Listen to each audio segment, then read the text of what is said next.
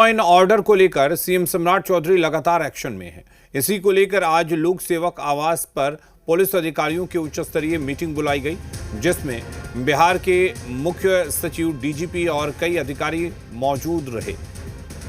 CM की अध्यक्षता में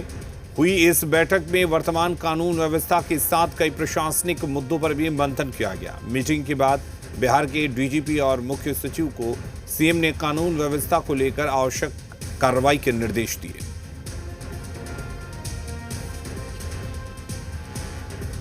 सनी हमारे साथ जुड़े हुए हैं इस खबर पर ज्यादा जानकारी के लिए। सनी, क्या कुछ मीटिंग में हुआ और किस तरह से देखा जाए इस मीटिंग को?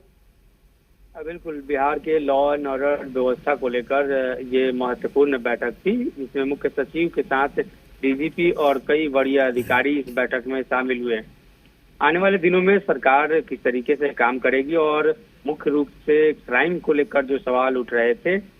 उसको लेकर ये बैठक काफी महत्वपूर्ण मानी जा रही है। किस तरीके से राज्य के अंदर कानून व्यवस्था सुचारू रूप से चले, साथ ही राज्य में हो रही जो गतिविधि है, कई जगह पर जो घटनाएं हो रही हैं, और खुद मुख्यमंत्री सम्राट चौधरी ने इस पर संज्ञान लिया है और इसी को लेकर ये महत्वपूर्ण बैठक, और साथ ही साथ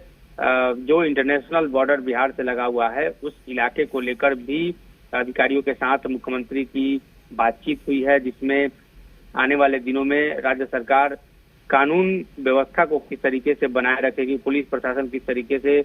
कानून को लेकर कोई कॉम्प्रोमाइज नहीं करेगी और राज्य के अंदर CCC को लेकर सरकार कॉम्प्रोमाइज नहीं करेगी। इसी को लेकर पिछली सरकार और वर्तमान सरकार ने स्पष्ट रूप से दिशा निर्देश अधिकारियों के लिए बार बार जारी करते रहे हैं। तो इसी बीच अब सम्राट चौधरी ने ये जो बैठक बुलाई थी, इस बैठक में कई महत्वपूर्ण बिंदुओं पर चर्चा हुई है। खास तौर पर राज्य के अंदर कानून व्यवस्था कैसे बनी रहे, हाल के दिनों में जो घटनाएं हुई हैं जिसको लेकर सवाल खड़े हो रहे हैं, तो उसकी अद्यतन स्थिति क्या है, साथ ही पुलिस प्रशासन की ओर से जो गाइडलाइन जारी किए जाते रहे हैं और सरकार की ओर से जो गाइडलाइन जारी किए गए, जिसमें मुख्य रूप से जिले के एसपी और जिलाधिकारी को निर्देशित किया गया है कि जो केस चल रहे हैं और मुख्य रूप से जो गंभीर अपराध वाले मामले हैं उसको जल्द से जल्द निपटाया जाए, और इन्हीं तमाम बिंदुओं पर चर्चा हुई है। साथ ही कई ऐसे मामले हैं महिलाओं के खिलाफ जो अपराध हो रहे हैं,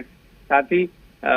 जो हाल के दिनों में कई जगह गोलीबारी की घटना सामने आई है, तो प्रशासन उसे कैसे टैकल करेगी, अगर जरूरत पड़े तो अपराधियों के खिलाफ सख्त कदम उठाया जाए। हाल के दिनों में आपने देखा है किस तरीके से राज्य के अंदर कई हिस्सों में एनकाउंटर देखने को मिला। तो इस बैठक के जरिए ये स्पष्ट निर्देश देने की कोशिश है, ये संदेश देने की कोशिश है कि जो लोग भी कानून व्यवस्था को हाथ में लेंगे, पुलिस प्रशासन सख्ती से उन पर कार्रवाई करेगी। चलिए, बहुत शुक्रिया तमाम जानकारी देने के लिए सनी आपका।